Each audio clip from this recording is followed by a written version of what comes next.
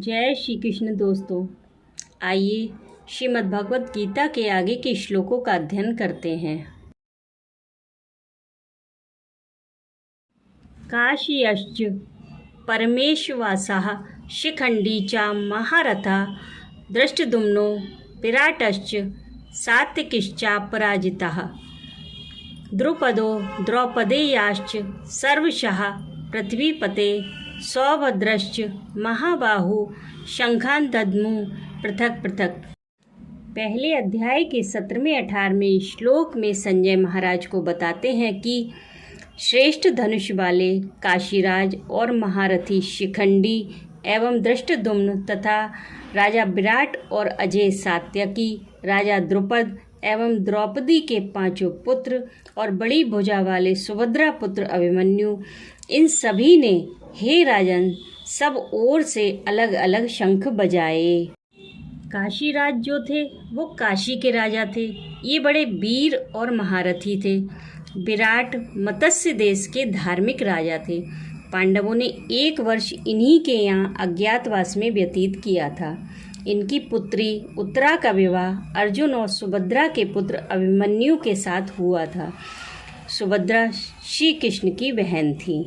शिखंडी और दृष्टद्युम्न दोनों ही राजा द्रुपद के पुत्र थे। शिखंडी बड़े थे, दृष्टद्युम्न छोटे। पहले जब राजा द्रुपद की कोई संतान नहीं थी तब उन्होंने संतान के लिए भगवान आशुतोष की शंकर की उपासना की थी। भगवान शिवजी के प्रसन्न होने पर राजा ने उनसे संतान याचना की। तब शिवजी ने कहा कि तुम्हें एक कन्या प्राप्त होगी। राजा द्रुपद बोले, भगवान मैं कन्या नहीं चाहता, मुझे तो पुत्र चाहिए। इस पर शिवजी ने कहा कि वह कन्या ही आगे चलकर पुत्र रूप में परिणित हो जाएगी। इस वरदान के फलस्वरूप राजा द्रुपद के घर कन्या उत्पन्न हुई।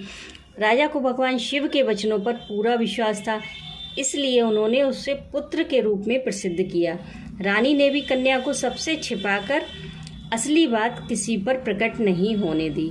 उस कन्या का नाम भी मर्दों की तरह शिखंडी रखा गया और उसे राजकुमारों की सी पोशाक पहनाकर विधि पूर्वक विद्याध्ययन भी कराया गया।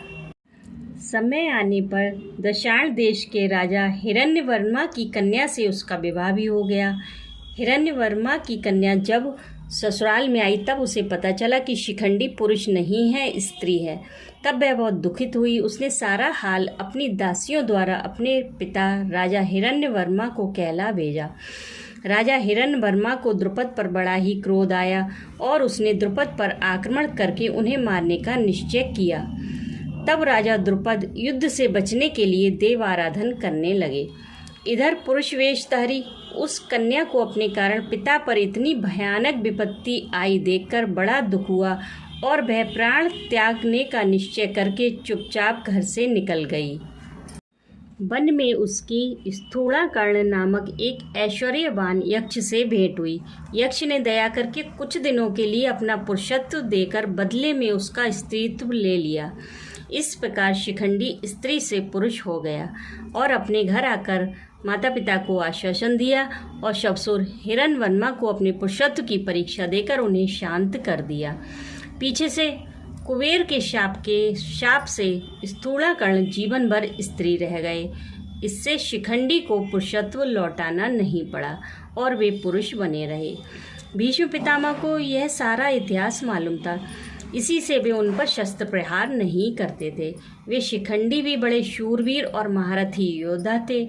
इन्हीं को आगे करके अर्जुन ने पितामह भीष्म को मारा था। राधे राधे।